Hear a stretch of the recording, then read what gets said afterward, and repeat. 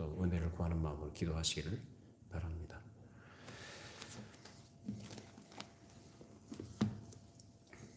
지난 주일에 스데반이 유대주의자들에 의해서 고발됐고 결국 체포가 돼서 산헤드린 공회 앞에 서서 자기를 변호하고 또 복음을 가지고 말씀을 가지고 변론을 해나가는 내용을 살펴보았습니다. 스데반이 고발됐던 내용은 두 가지죠. 하나는 율법과 관련된 것이었고 하나는 성전과 관련된 것이었다라고 했습니다. 자, 그런데 유대주의자들 고발한 내용은 이것은 스데반이 그러한 것들을 거슬렀다라는 이들의 거짓 주장은 말 그대로 매수를 당해서 스데반을 곤경에 빠뜨리기 위한 그들의 괴계에 의한 거짓된 주장들이었습니다. 자, 이런 적대적인 상황 속에서 스데반은 차분하게 공회 앞에서 구약 히브리 역사의 출발점부터, 즉 하나님께서 그들의 선조였던 아브라함을 갈대아 우르에서 불러내신 것부터 시작을 해서 약속을 하시고 그 약속하신 것을 그 역사 속에서 어떻게 이루어 나가셨는가라는 것을 하나씩 짚어가면서 그 내용도 우리가 다 익히 알고 있는 내용들이죠. 아브라함, 이삭, 야곱을 통해서 또 하나님께서 약속을 이루어 가시고 또 애굽에 갔던 이스라엘 백성들 가운데 모세가 태어나게 하시고 모세를 통해서 하나님께서 또 이스라엘 백성들을 구원해내시고 그 구원해낸 백성들에게 하나님께서 율법을 주시고 모세를 시내산으로 부르셨고 그렇게 했다는 것입니다. 자, 그렇게 설명을 해나가면서 스데반이 얘기했던 것은 뭐였습니까? 자기 동족에게서 하나님께서 선택하시고 부르신 종이 배신을 당했다. 배신을 당했고 모세가 전해준 그 하나님께로부터 받아 백성들에 전해준 그 율법마저도 그들은 그 율법의 의미가 무엇인지 제대로 알지 못했고 율법을 지키지 않았다. 그래서 40년 동안 너희들이 제대로 하나님을 섬겨본 적이 있느냐라는 것으로 그들의 조상들의 죄를 지적을 했습니다. 너희들은 그들의 후예들이다라는 거죠. 이어서 얘기했던 것이 이제 모세를 통해서 하나님께서 말씀하신 대로 성막, 증거의 장막을 광야에 세웠었는데 그 증거의 장막을 여호수아가 가나안 땅, 약속의 땅에 가지고 들어갔다. 거기서 세워진 것이 성막이고 나중에 결국 솔로몬 성전이 지어졌는데 그 솔로몬 성전이 하나님께서 거하실 처소가 되겠느냐. 어찌 사람이 지은 사람의 손으로 만든 건물 안에 하나님께서 제한을 받으시는 분이야. 하나님은 그런 분 아니다라는 거야. 그러니까 율법의 의미도 제대로 모르고 지키려던 너희들, 그 율법을 따라 형식적으로 지켜왔던 전통과 그들의 종교적인 습성들, 그 의식주의적인 것들이 과연 너희들이 하나님을 바르게 섬기는 그러한 참 신앙이냐라는 것을 그들은 지적했던 거예요. 그래서 참 성전이 뭐냐? 어떤 것이 하나님께서 거하실 만한, 그래서 어떤 것이 참으로 하나님께서 함께 하시는 거룩한 그러한 성격을 가지는 것이냐를 규명을 했던 거예요. 그러면서 마지막으로 했던 말이 뭡니까? 목이 곧고 마음과 귀에 할 일을 받지 못한 자들이다 라고 아주 신랄하게 책망을 했습니다. 이것이 스데반이 얘기했던 내용들입니다. 이렇게 스데반이 예수님의 영광을 위해서 그리고 종교 권력자들과 당시 유대주의자들의 서슬퍼런 위협 앞에서 조금도 굴하거나 타협하지 않고 예수 그리스도를 증거한 거죠. 결국 스데반이 초점을 가지고 집중적으로 나중에 결론을 낸 것은 누구였습니까? 구약시대에 계속해서 예언을 따라서 오신 메시아이신 그분이 하나님의 언약의 성취자로 오신 그분이 너희들 앞에 나타났고 그 말씀을 주셨건만 너희들은 그분을 알아보지도 못하고 어떻게 했다고 합니까? 잡아 죽이지 않았느냐라는 겁니다. 그러니까 너희들은 너희 조상과 똑같은 족속들이다라는 식으로 그렇게 얘기했던 것입니다. 자, 이 소리를 듣고 사람들의 마음이 찔렸다고 했는데 마음은 찔렸는데 회개하지는 않고 오히려 이를 갈았다라고 합니다. 여러분 마음이 찔렸을 때 어떠십니까? 회개하는 마음이 생깁니까? 아니면 분한 마음이 듭니까? 마음이 찔리면은 회개를 해야 되는데 회개하지 않고 이 사람들이 이를 갈았어요. 그때 스데반의 성령이 충만해가지고 하늘을 우러러보니까 하나님의 영광이 보였다. 그 육신의 눈을 가지고 이렇게 보게 된 것이 은혜였죠. 놀라운 은혜였죠. 그 하나님의 영광을 보고 하나님 우편에 예수께서 서 계신 것을 그가 보게 되었습니다. 어떻게 사람이 육신의 눈을 가지고 그것을 볼 수 있을까요? 하나님께서 눈을 열어주시면 볼 수 있는 줄로 믿습니다. 그래서 스데반은 그렇게 본 거예요, 그때. 이제 스데반은 자신이 죽을 것을 압니다. 그리고 이런 급박한 상황 속에서 스데반이 예수님께서 서신 것을 보았다는 것은 그가 마귀의 사주를 받은 악한 자들의 손에 죽게 되면 그 영혼이 예수님의 존전 앞에 나가게 될 것이고, 이제 예수님께서는 그 고귀한 영혼을 받아들이시려는 준비를 하신다라는 것을, 그렇게 예수님께서 깊은 관심을 가지고 보고 계신다는 것을 그렇게 표현한 것입니다. 예수님께서 서 계시다라는 표현이요. 스데반을 보시고요. 얼마나 예수님께서 그 스데반을 귀히 보셨는가라는 것을 그렇게 나타낸 거죠. 이런 영광스러운 모습을 본 스데반이 그 일을 말하니까 그때 사람들이 크게 소리를 지르며 귀를 막고 달려들어서, 일제히 달려들어서 그 스데반을 성 밖에 내쳤대요. 그러니까 산헤드린 공회에서 성 밖까지 거리가 어느 정도인지는 정확히 알지 못하지만 그 성 밖까지 끌고 가는 그 도중에 이 사람들의 분노가 가라앉지 않았던 것 같아요. 그래도 사람들이 감정적으로 욱하는 그런 감정이, 충동적인 감정이 폭발할 때는 그럴 수 있다고 치지만, 그 끌고 가는 과정 속에서 사람들이 그래도 시간이 지나가면서 무슨 생각들을 하게 할 수 있는 것이고, 감정도 좀 정리가 될 수 있는 문제 아니겠어요? 그런데 전혀 그게 없어요. 얼마나 이 악에 바쳤는지. 그래서 이 사람들이 단순히 사람의 감정만으로, 욱하는 감정만으로 그런 것이 아니고 이미 누가 그 속에 들어간 거예요? 마귀가. 마귀가 그들 마음속에 역사하는 거죠. 그래서 이전에 평소에 스데반이 했던 말들, 스데반은 7 집사 중에 한 사람으로서 재정 출납 업무를 담당하는 그런 직무를 수행하는 집사였습니다. 근데 어느 때인가 하나님께서 이 스데반을 말씀 사역을 하는 쪽으로 하나님께서 불러내셔서 쓰시는데, 그 스데반이 평소에 전하는 말씀들을 들었던 이 사람들, 그 스데반이 행하는 모든 표적과 기사를 보고 그 마음에 시기와 미움, 그리고 적대감과 증오심이 가득해가지고 이제 때가 되니까 끌고 나간 겁니다. 성 밖까지 끌고 나간 거예요. 자, 근데 거기에는 불안당들만 있었던 것은 아니고 아주 엄격한 율법주의자들과 그리고 산헤드린 공회원들도 있었을 것이고, 물론 그 자리에 또 누가 있었을까요? 바리새인. 우리가 알고 있는 사울도 그 자리에 있었습니다. 이 사울이라는 사람이 거기에서 증인 노릇을 합니다. 증인 노릇을 어떻게 하느냐? 자, 사도행전 7장 57절 58절 읽어보십시다. 그들이 큰 소리를 지르며 귀를 막고 일제히 그에게 달려들어 성 밖으로 내치고 돌로 칠세. 증인들이 옷을 벗어 사울이라는 청년의 발 앞에 두니라. 자, 스데반을 죽이는 일에 사람들이 자신들의 옷을 벗어 사울이라는 사람의 발 앞에 그것을 옷을 둡니다. 그러니까 이 사람들이 지금 스데반을 치는 것은 합법적입니까? 불법적인 것입니까? 불법적인 거죠. 그 불법적 살인 행위에 대해서 사울이라는 사람이 기꺼이 자기가 변호인과 증인 노릇을 하겠다고 적극적으로 가담한 거예요. 이거는요.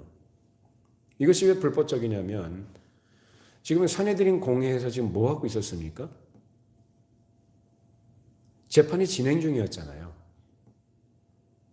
신문을 하고, 그래서 공소가 진행이 되는 가운데서 거기에서 나중에 그 신문이 끝나게 되면은 심리를 해서 어떤 선고를 할 거 아니겠어요?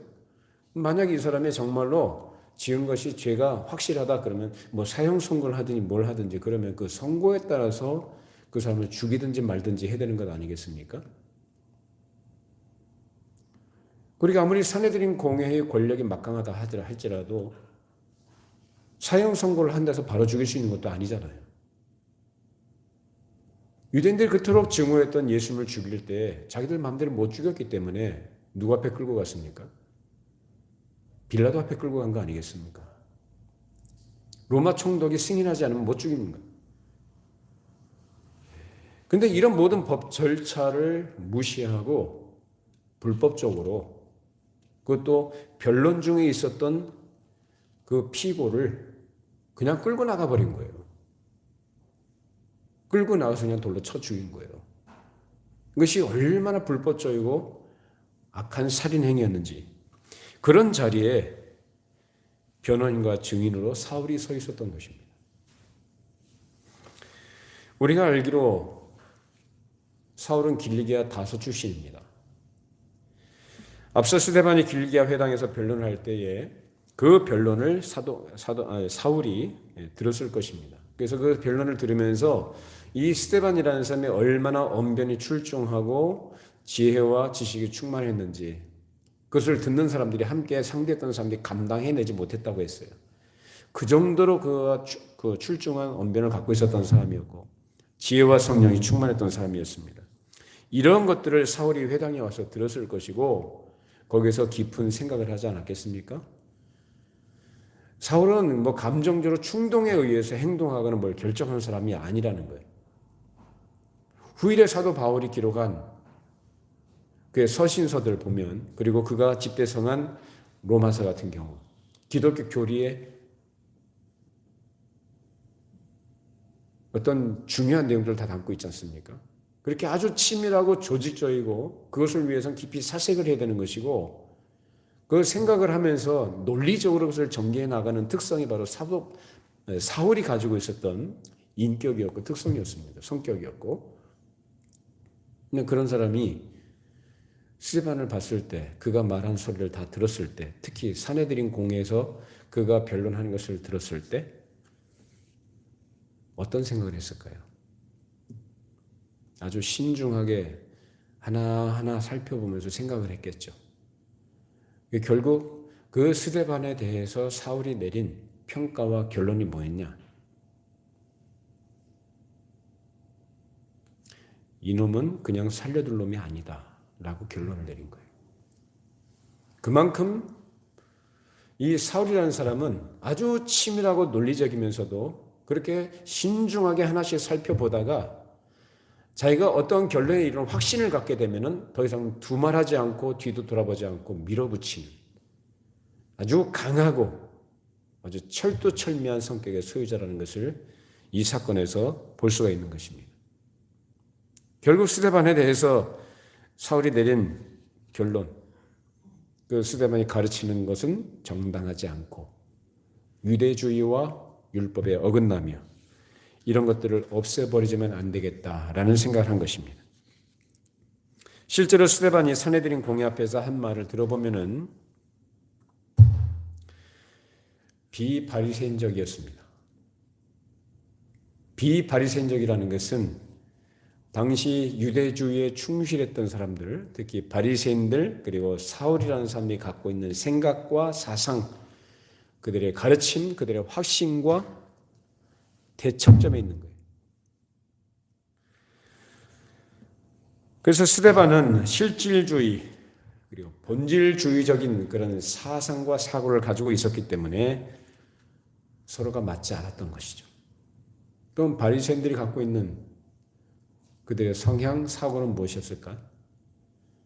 형식적이고 의식적이고 계율주의적인 그런 것들이 바로 바리새적 사고들입니다. 다시 말하자면 사울이 가지고 있었던 바리새적 사고는 눈에 보이는 것, 시간, 장소, 형식, 건물, 규범과 같은 이런 보이는 것들을 중시했던 것인데 반해서 스데반은 눈에 보이는 것 이전에 본질적인 것이 뭐냐? 본의가 뭐냐? 이런 것들을 굉장히 중요하게 본 거예요. 그래서 나타나 보여지는 것이 중요한 게 아니고 나타나 보여지는 그것은 무엇으로부터 나와야만 참되다? 본질로부터. 본질로부터 그 거룩한 것이라는 것이, 그 거룩함이라는 것은 그 본질로부터 필연적으로 나올 수밖에 없는 것이고 그렇게 나오는 것이어야 참이다. 그것이 진정 거룩한 것으로 보이는 것이다 라고 이렇게 얘기하는 거예요. 그것이 바로 율법을 얘기한 거고 성전을 그런 식으로 얘기한 거예요. 그러니까 형식을 중시하고 계율을 따지고 뭘 하면 되고 안 되고 이렇게 가르치고 그것을 절대시했던 이 바리새적 사고와 맞습니까? 안 맞습니까?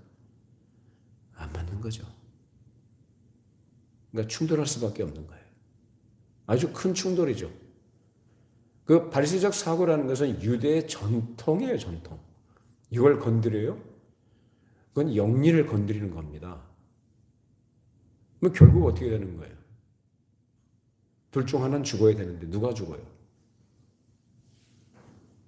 본질적인 것, 참 거룩한 것이 무엇인가, 본의가 무엇인가를 얘기했던 스데반이 죽는 거예요. 누가 죽여요?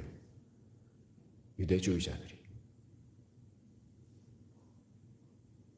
그렇게 스데반은 죽는 거예요. 내용과 형식이 얘기하면 형식을 중시했던 것이 바리새인들이었고 스데반은 내용, 실질적인 내용을 중시했던 것입니다. 그래서 이런 바리새적인 계율주의, 형식주의가 스데반이 가지고 있는 본질주의에 충돌했던 것이고 결국 스데반은 이것으로 인해서 그의 생을 마감하게 됩니다. 자, 이런 문제는 오늘날 우리가 신앙생활하는 그리스도인들 가운데도 흔히 있을 수 있는 일입니다. 주의를 지키는데 어떻게 지켜야 되느냐? 뭘 하면 되고 안 되고 그걸 가지고 사람을 판단하고 정죄하는 이런 일들은 뭐 꼭 주일만이 아니라 우리 신앙생활 전반에 걸쳐서 발생하는 일이기도 합니다. 이처럼 바리새인들처럼 형식주의와 계율주의 그리고 의식주의에 함몰되게 되면 본질을 도외시하게 되고 나타나 보여지는 그것에 집착을 하면서 오류에 빠지게 됩니다.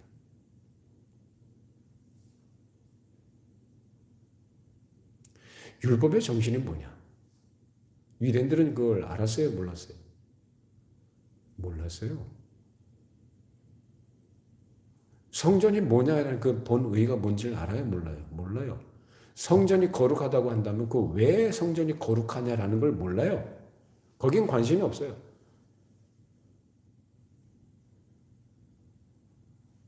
아주 기계적이죠. 굉장히 무서운 겁니다.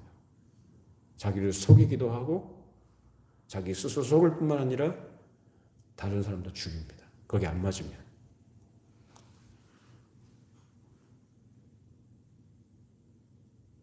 참 이런 것들이 이 종교성을 가지고 있는 모든 인간들에게 있지만 특히 우리 기독교 신앙에서 예수를 믿는 그리스도인들 가운데 이런 문제가 참 적지 않다.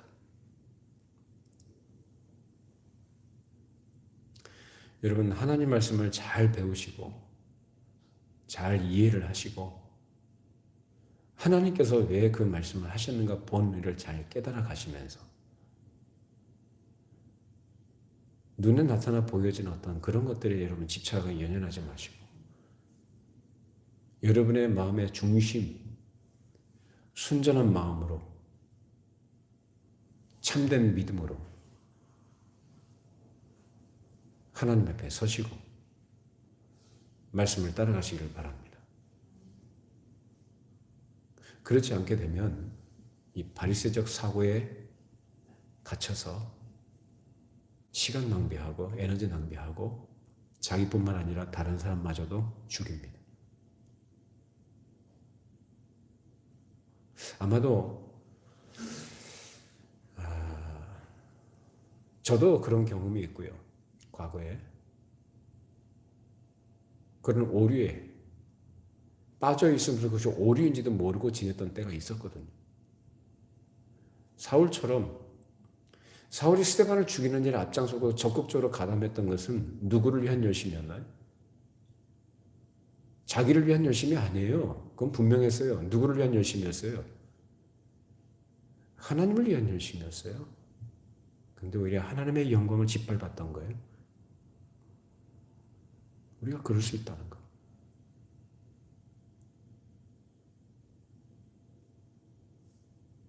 그래서 사울이 다메섹도상에서 예수를 만나기 전까지 그 확신과 열심에 자기 생애를 전부 걸었던 사람으로 살았어요.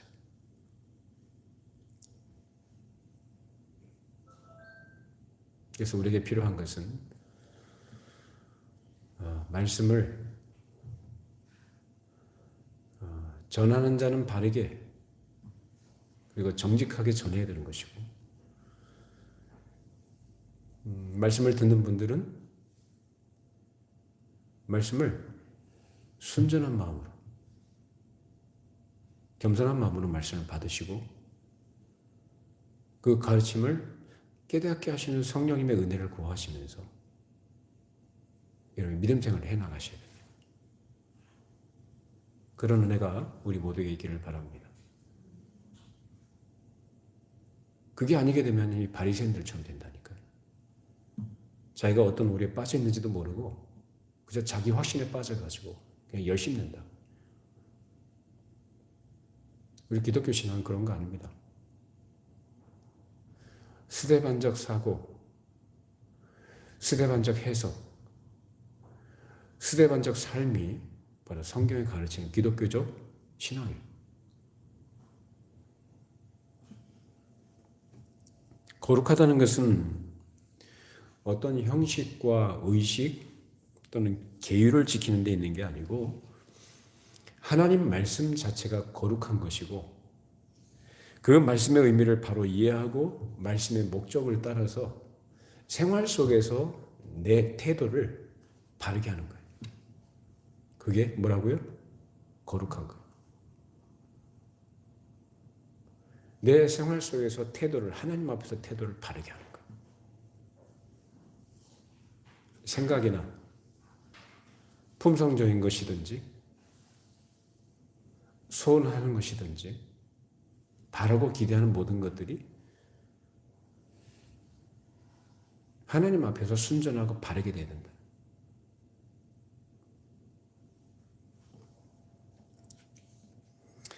이것이 바로 스데반이 가지고 있던 생각이었고 그가 중요하게 여겼던 본질적인 것들이었습니다. 성전이나 율법에 있어서 무엇이 하나님의 참되고 거룩하신 의도 가운데 있는 것이냐라는 것을 그가 말했던 것이죠. 이렇게 스데반의 이론과 유대주의자들의 율법적 이론 사이에 큰 충돌이 있게 되니까 결국 유대주의자들에 의해서 스데반은 죽임을 당하게 된 것이고 그 가운데서 하나님의 영광과 예수께서 서신 것을 본다는 소리를 하니까 더 두고 볼 것 없이 돌로 쳐 죽여버린 것입니다. 그렇게 죽어가면서 스데반은 순교하기 전에 하나님의 거룩하신 영광을 보았다는 것, 그리고 예수님 앞에 자신의 영혼을 부탁한다는 것, 그리고 다음에 다시 자기 대적들의 죄를 용서하는 그런 성령의 충만한 능력 가운데 있었다는 사실이고 그것으로서 그가 실질적인 이 싸움의 승리자였다는 것.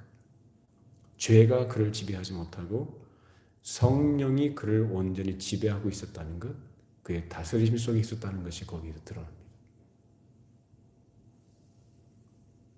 누가 죽어가면서 자기 대적들을 위해서 기도합니까? 은혜와 성령이 충만했던 스데반, 그런 사람들, 그런 은혜 안에 있는 사람들이 할 수 있다는 것이죠. 자, 사도행전 7장 59절 60절까지 읽어보십니다. 그들이 돌로 스데반을 치니 스데반이 부르짖어 이르되 주 예수여 내 영혼을 받으시옵소서 하고 무릎을 꿇고 크게 불러 이르되 주여 이 죄를 그들에게 돌리지 마옵소서 이 말을 하고 자니라. 자, 스데반이 여기서 죽었는데 그의 죽음을 잔다라고 했습니다. 자, 예수 믿는 성도들의 죽음을 성경에서는 이렇게 자는 것이다 라고 이렇게 표현합니다. 겉으로 볼 때는 믿는 사람이나 안 믿는 사람이나 다 똑같이 죽는 것처럼 보이지만 그 실질적인 내용과 의미에서는 전혀 달라요. 안 믿는 사람들이 죽는 것은 그야말로 최종적으로 완전하게 죽는 겁니다. 더 이상 소망이 있습니까? 없어요. 이제 한번 거기 들어가면 끝이에요. 더 이상 소망도 없고 아무것도 기대할 수 없는 캄캄한 어둠 속으로 들어가 버리는 것입니다. 그러나 예수를 믿는 사람들의 죽음은 자는 것이다 라고 표현해요. 언제까지요? 주님께서 다시 오실 때까지. 믿으십니까? 다시 오실 때까지 자는 거예요. 주님께서 다시 오시면 그때 우리는 완전하고 영화로운 몸으로 다시 일어날 줄로 믿습니다. 그것이 성경이 가르치는 아주 중요한 약속이고 진리입니다. 며칠 전에 6년여간 투병생활 하셨던 이건희 회장께서 돌아가셨습니다. 그야말로 우리 한국의 어떤 경제뿐만 아니라 한국의 위상, 이 발전에 아주 큰 기여를 하신 분이에요. 뭐 공과를 얘기합니다, 사람들이. 완전한 삶이 어디가 있겠어요? 그러나 불모지에서 그야말로 맨 땅에서 먹고 살기 힘들었던 나라를 일으키는데 큰 역할을 하신 분이 바로 그분이라는 것은 누구도 부인 못합니다. 그 당시 사회상이든지 또는 역사, 정치적 배경 하에서 뭐 정치 권력에 뭐 어떻게 결탁을 하고 어떤 커넥션이 오고 갔는지 뭐 이런 것들에 대해서는 우리가 밝혀진 것들, 드러난 것들 우리가 알고 있습니다만은 세상은 그런데요. 그런 걸 가지고 그가 이루었던 공적이든지 그가 행한 모든 일들을 폄훼하거나 부정하는 것은 너무 나가는 겁니다. 잘한 것은 우리가 잘한 것으로 인정해 줄 줄 알아야 되고 못한 것에 대해서는 우리가 반성하고 앞으로 그러지 않도록 해 나가는 것이 중요하겠죠. 어쨌든 그가 개인적으로 큰 부를 이루었던 사람이었지만은 제가 알기로 그분은 예수 믿는 분은 아니었어요.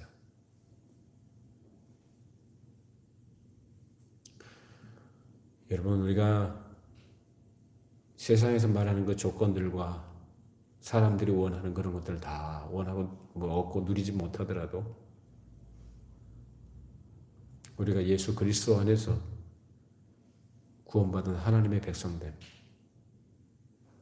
그리고 우리의 죽음이 결국 모든 삶이 가는 길을 우리가 가겠지만 그 죽음이 끝이 아니라 새로운 시작으로 들어가는 문이라는 것 꼭 기억하시고 소망을 우리가 하늘나라에 두고 하나님의 약속을 믿고 살아가시기를 바랍니다. 자는 겁니다. 자는 거예요. 끝이 아니에요. 그래서 감사한 거예요. 스데반의 죽음은 돌로 쳐 죽임을 당했지만 거기서 소리를 지르거나 악에 뻗치는 그런 저주를 퍼부은 게 아니라 참 조용하게 차분하게 죽음을 맞이했습니다. 아주 엄숙한 죽음이었고 위대한 순교였습니다. 그야말로 참으로 예수 그리스도를 바르게 증거하다가 순교를 당한 거죠. 그래서 예수 그리스도를 증거하기 위해서 스데반은 자기 자신의 모든 것을 다 내려놓고 간 거예요.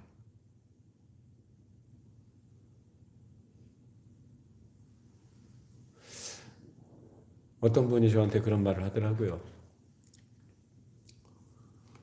설교를 좀 쉽게 해주면 안 되겠냐고. 설교가 좀 어렵지 않겠냐고.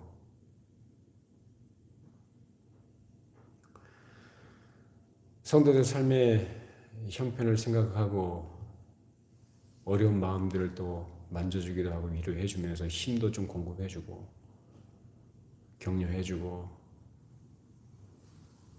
그렇게 해주면 좋지 않겠냐고 그런 얘기를 하더라고요. 다 좋은 얘기고 필요한 것이긴 합니다만은 글쎄요.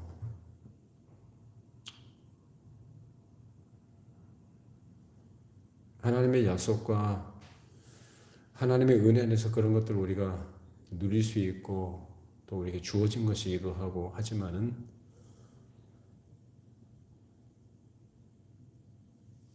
사실 우리에게 더 필요한 것은 그런 것보다도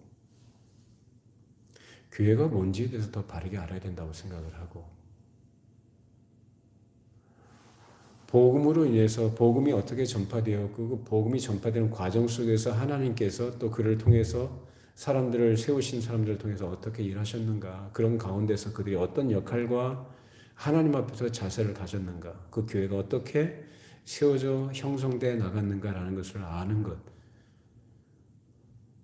그것이 정말 필요하지 않겠습니까? 교회를 10년, 20년 다녀도요 성경 한 번 제대로 공부 못한 사람들이 굉장히 많아요. 뭐가 뭔지를 몰라요. 그래서 교회에 대해서 바르게 얘기를 하고 기독교 신앙의 본질적인 것을 얘기하면은 굉장히 어려워하고 그것을 수용하기 힘들어합니다. 이게 참 우리 한국 교회의 큰 문제예요. 교회가 뭔지를 몰라요. 교회를 다니면서도. 기독교 신앙이라고 얘기하면서도 기독교 신앙의 본질이 뭔지에 대해서 잘 이해가 없고 그 입으로는 화려하게 이런저런 얘기들을 많이 하고 논리적으로 얘기를 잘 합니다만은 가장 중요한 핵심을 얘기하면 그걸 수용을 안 하려고 그래요. 뭐냐? 하나님의 영광과 그 나라를 위해서 우리 자신을 부인해야 된다라는 것에 대해서는 인정 안 하려고 그래요. 수용을 안 하려고 그래요. 다 좋은 얘기들 들으면서 자기가 위로를 받고 좀 힘을 얻고 어떻게 좀 더 세상에서 좀 그렇게 내가 그렇게 누리면서 살아갈 수 있을까? 어떻게 사회생활을 좀 잘해볼까? 어떻게 가정을 좀 잘 꾸려볼까? 이런 데만 관심이 있지. 나를 선택하시고 불러내신 그 하나님의 본의에 대해서는 그런 관심을 안 가지더라고요 말입니다.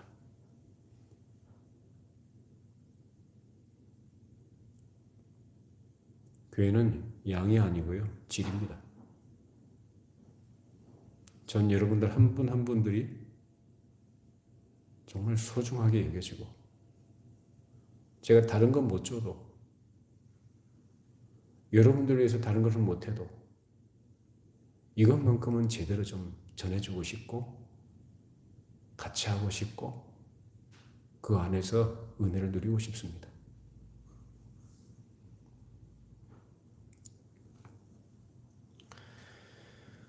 자, 이렇게 스데반이 죽임을 당하자 사울이 그의 죽음을 마땅히 여겼다고 했어요. 자, 사도행전 8장 1절을 읽어보십시다. 사울은 그가 죽임당함을 마땅히 여기더라. 그날에 예루살렘에 있는 교회에 큰 박해가 있어 사도 외에는 다 유대와 사마리아 모든 땅으로 흩어지니라. 스데반의 죽음을 사울이 당연하게 여겼던 것, 마땅하게 여겼던 것은 어쩌면 그가 바리새인이었기 때문에 어쩌면 당연한 것이겠죠. 그는 아주 엄격하고 단호하게 종교적인 분노, 다시 말해 하나님 편에 서서 열심을 가진 그 의분 가운데 그가 있었기 때문에 그런 것입니다. 이어서 예루살렘 교회에 큰 박해가 일어나서 이제 사도 외에는 사람들이 다 뿔뿔이 흩어지게 됐습니다. 그런 말씀 보니까 유대와 사마리아 모든 땅으로 흩어졌다. 어디서 많이 본 표현 아닌가요?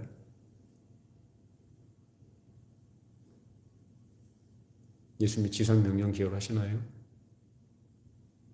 오직 성령이 너에게 마시면 너희가 권능을 받고 예루살렘과 온 유대와 사마리아와 땅끝까지 이르러 내 증인이 되리라.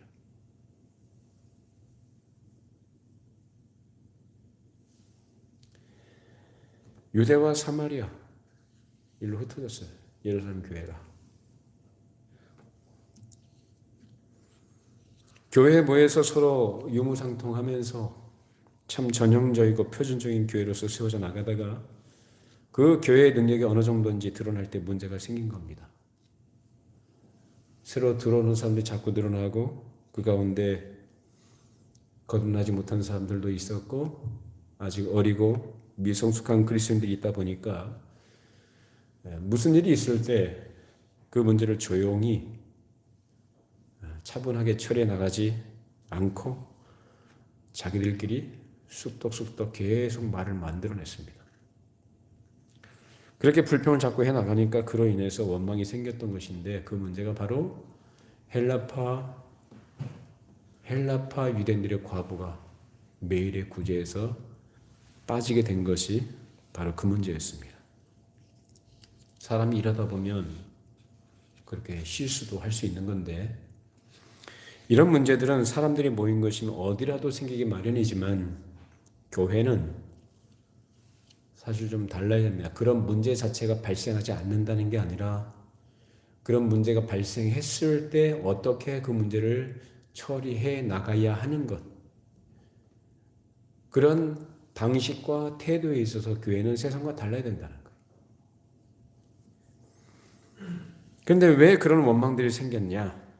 사실상 그들이 사도들의 가르침을 제대로 받고 성령님의 인도하심을 그대로 잘 받아서 장성한 분량에 이르렀다면 그런 원망이 생길 이유가 없는 겁니다. 그러면 문제는 어디서 생겼는가? 그들이 사도들의 가르침을 제대로 받지 않고 성령의 충만하신 역사 가운데 살지 못한 데서 그 일이 발생한 거예요. 그 당시 교회 내 불평을 안 하는 사람도 있었는데, 모두 다 불평한 게 아니잖아요. 불평을 안 하는 사람도 있었는데, 그럼 불평한 사람은 어떤 사람들이었냐라는 거죠. 어떤 사람들이었을까요? 불평한 사람들은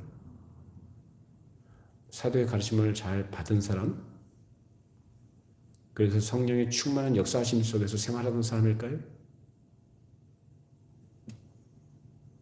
아니에요. 불평을 안 하는 사람들은 그러한 부류예요. 근데 불평한 사람은 어떤 사람이에요? 사도의 가르침을 제대로 받지도 않았고 성령의 충만하심 역사하심을 거부한 사람들. 그러니 그 자리에 뭐가 차지합니까? 자기 생각, 인간적인 섭섭함, 인간적인 생각들, 피해의식, 이런 것들이 꽉 자리 잡는 거예요. 그래서 불평을 하다 보니까 나 지금 뭐가 나오냐? 원망이 나오는 거예요. 불평이라는 것은 꼭 사건이 있어서만 하는 것은 아니에요. 불평할 마음이 그 안에 생기게 되면 사건을 발견하게 됩니다. 그 사람이 사건을 쫓아간다는 얘기가 아니라 사건이 어느 때인가 자기에게 걸리게 되면 불평한단 말이에요. 마음속에 그걸 품고 있다가. 근데 사람이 살다 보면 무슨 문제가 안 걸리는 법이 있겠습니까? 다 걸리죠. 다소간에 다 자기에 관계되어 있기 때문에 어느 때인가 그 일들이 걸리는 것이고, 걸리니까 불평을 하려고 하던 차에 그걸 핑계로 불평하기 시작하는 겁니다. 그리고 그 불평을 정당화합니다. 그러니까 자기는 잘못한 건 없다라는 식으로 정당화하는 거예요. 그리고 그 정당화하는 이면에는 뭐가 또 든든하게 받쳐주고 있냐면 사실이 받쳐주고 있습니다. 그 사실 아니냐라는 거예요. 사실이죠. 사실을 말할 것 같으면은 다 걸립니다. 경우를 따질 것 같으면은 이 경우에 안 걸린 사람이 없습니다. 그런데 교회는 그런 인간적 도리나 일반적으로 세상에서 말하는 경우를 따지면서 옳고 그른 것을 말하기보다는 그리스도의 인격이 먼저 그를 지배해야 되는 것이고, 그리스도의 품성적인 것들이 교회 내에서 교회의 경우를 다르게 쓸 줄 알아야 되는 거예요. 세상에 통용되는 일반적으로 사람들이 말하는 식의 그런 경우들을 따져가면서 옳고 그른 것을 얘기하게 되면, 그러니까 헬라파 유대인들의 과부가 매일의 구제에서 빠진 건 사실이에요. 그걸 가지고 뭐 했다고 그래요? 원망했다고요. 교회에서는 그래서는 안 된다라는 거예요. 교회는 거룩하다고 했는데 그리스도의 피로 구속받은 하나님의 자녀들이 모인 신령한 가정이 바로 교회입니다.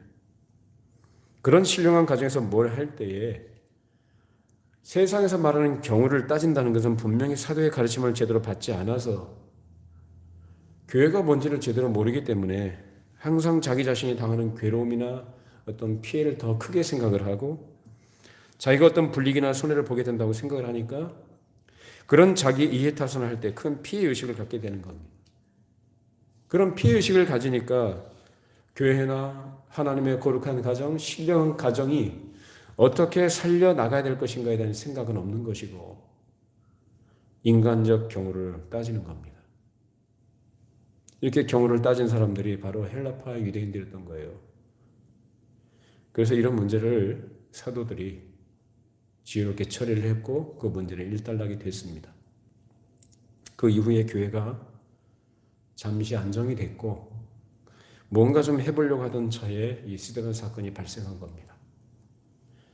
하나님께서 스데반이라는 사람을 따로 뽑아내셔서 말씀 전파에 사역을 하게 하셨고 그렇게 전도하다가 순교를 당하니까 자기들끼리만 모여 있었던 예루살렘 교회가 흩어짐을 당하게 된 것이죠. 그래서 예루살렘 교회의 중심부를 지키는 사도들 외에는 다 흩어지게 됐는데 지금까지 한가하게 이런저런 경우를 따지다가 분란을 일으키는 그런 일들을 하니까 하나님께서 흩어버리신 겁니다. 만일 핍박이 오고 목숨이 왔다 갔다 하는 그런 상황이라고 한다면 그런 돈 몇 푼 문제 가지고 경우를 얘기하고 주네 안 주네 하면서 삐지고 하겠습니까? 한가하고 배부르니까 하는 일들이에요. 한가하고 배부르니까.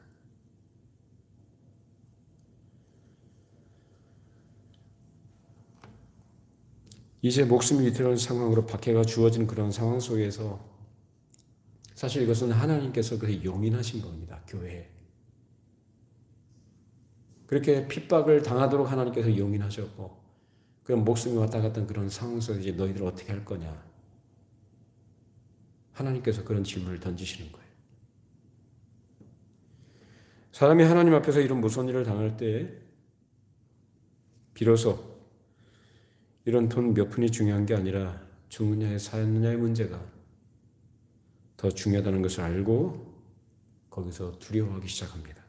그리고 그들은 흩어져 버렸습니다. 이것이 하나님이 일하시는 방식입니다. 저조된 교회의 정도가 자꾸 낮아져서 자기 스스로의 감정과 생각을 따라서 이리 삐치고 저리 삐칠 때 하나님은 그런 마음에 여유가 없게 만들어 버리십니다. 하나님께서 치신 거죠. 그리고 교회로서는 이 박해가 전도하는 계기가 됐어요. 온 유대와 사마리아와 땅끝까지라고 말씀하신 것처럼 유대 각 지역으로 사마리아 땅으로 흩어져서 복음을 전파하는 계기가 된 것이죠. 하나님의 성령의 역사하심과 그리고 그 충만함을 입은 사도들의 헌신적인 수고로 이 복음이 퍼지는 계기가 된 것입니다. 우리 로마서 8장 28절 말씀 잘 아시죠? 하나님을 사랑하는 자, 그 뜻대로 부르심을 입은 자들에게는 모든 것이 합력하여 선을 이룬다. 하나님을 사랑하는 자, 그 뜻대로 부르심을 입은 자, 모든 것이 여기에는 우리가 볼 때 부정적인 것들, 피하고 싶은 문제들, 외면하고 싶은 것들, 인정하고 싶지 않은 문제들과 다 포함이 됩니다. 모든 것이 합력해 선을 이룬다. 이제 어떻게 할 거냐? 이제 예루살렘 교회가 정상적으로 올바로 자라가면서 목표를 향해서 올바로 갈 것이냐, 아니면 하나님의 강한 손 가운데 들어가도록 그냥 그 자리에 있을 것이냐. 교회가 사도의 가르침을 잘 받고 성령의 충만함 속에 있을 때는 문제가 없었지만은 사도의 가르침을 제대로 받지 않고 성령의 충만하심과 인도하심을 따르지 않을 때 문제가 발생했고 그 문제는 교회가 진정 나아가야 될 방향에 큰 걸림돌이 됐습니다. 문제가 없을 수는 없지만 문제가 발생했을 때 조용히 차분하게 해결할 수 있어야 돼요. 그리고 문제를 해결하게 되면 결국 문제가 불거져 문제를 해결하게 되면 그 해결하는 것이 좋은 게 아니고 그것은 제자리 걸음이에요. 왜냐하면 퇴보하지 않도록 제자리에 같이 다시 원상 회복시키는 게 문제 해결이거든요. 근데 문제 해결이 중요한 게 아니라 항상 사도들의 가르침을 제대로 받아서 그 가르침 받음 속에서 성령의 충만하신 역사하심 속에 그 인도하심을 그저 겸손하게 따라가는 태도가 중요한 겁니다. 이런 점을 우리가 늘 생각하고 주의하면서 교회에서 불평이 나오지 않도록 각자 스스로가 말씀에 주의해서 그 가르침을 제대로 받고 각자가 하나님 앞에서 성령의 충만하심과 그 역사하시는 은혜를 사모하면서 생활해 나가야 한다는 것입니다. 그렇게 하면서 우리의 믿음은 자라가고 장성한 분량에 이르는 것입니다. 우리 모든 성도 여러분들이 오늘 말씀을 마음으로 깊이 받으시고 이 말씀을 통해서 나에게 주시는 하나님의 뜻이 무엇인지, 하나님께서 뭘 원하시는지 생각하시면서 깨닫게 하시면 성령께서 깨닫게 하시는 바대로 그 인도하심을 따라 순종하시면서 아름답고 복된 교회와 신령한 가정을 이루어갈 수 있기를 바랍니다. 기도하십시오. 거룩하신 하나님 아버지, 부족하고 연약한 종의 입을 통해서 주께서 우리에게 필요한 말씀 주신 것 감사합니다. 주님, 저희들이 주의 말씀을 지키고 우리 주님을 증거하는 일에 세상과 타협하지 말게 하시고 언제나 은혜와 성령이 충만한 가운데 하나님 앞에 중심을 지키며 진실하게 살아가는 그리스도인들이 되게 하여 주시옵소서.